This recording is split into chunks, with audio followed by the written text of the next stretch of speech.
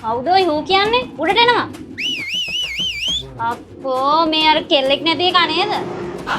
කෙල්ලෙක් නැති එක නෙමෙයි. තාම පිස්සු හැදිලා නැති එක. පිස්සු? ඔව්. ආදරේ කියන්නේ මානසික රෝගවල මූලික ලක්ෂණ තියෙන දෙයක් කියලා දන්නේ නැද්ද? ආදරේ කරන උන්ට පිස්සු. කැතින්ද ලව් එකක් සෙට් කරගන්න බැරි උන් ඉරිසියාවට කියන කතාව ඕවා. කන අතේ තියන් අත කටේ තියන් අහගන්න. ආදරේකදී මොලේ සක්‍රිය වෙන රිවෝඩ් සිස්ටම් මඩ්ඩව වලට ඇබ්බැහි වෙලා ට්‍රැක පායිලියුන්ගේ මොළ වලට සමානයි කියලා දන්නවද? කවුද එහෙම කිව්වේ? සම්සලාගේ නියමිතද? හොයලා බලපන් මෝඩ ගෑණි. ඒකයි ආදරේ කරන මිනිස්සයා දැක්කම එනම කිචියක් එන්නේ. වැඩි සතුටක් ලබා ගන්න වැඩිපුර කතා කරන්න. අවදාන හිඟා කකා හැබ්බැහි ලක්ෂණයි ඔය වැඩි කරගන්නේ. පිස්සුවෙන් වගේ ආදරය කරනවා කියන්නේ ඒකටද පණියෝ.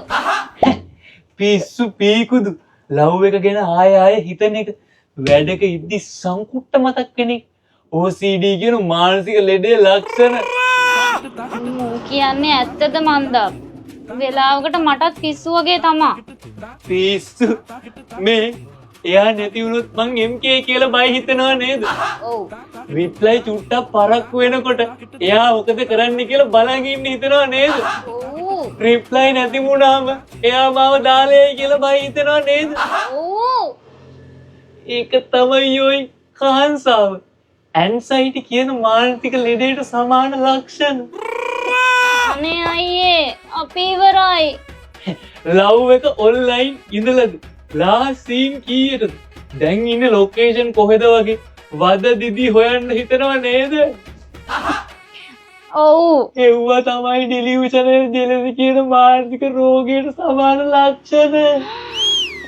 අනේ දැන් නම් මට බයත් වගේ. ඉතින් ප්‍රේමණීය මිනිසුනි ආදරෙන් වෙලිලා ගැලිලා ඇලිලා ඉන්න උන්ට මට කියන්න තියෙන එකද? මොකද්ද? හූ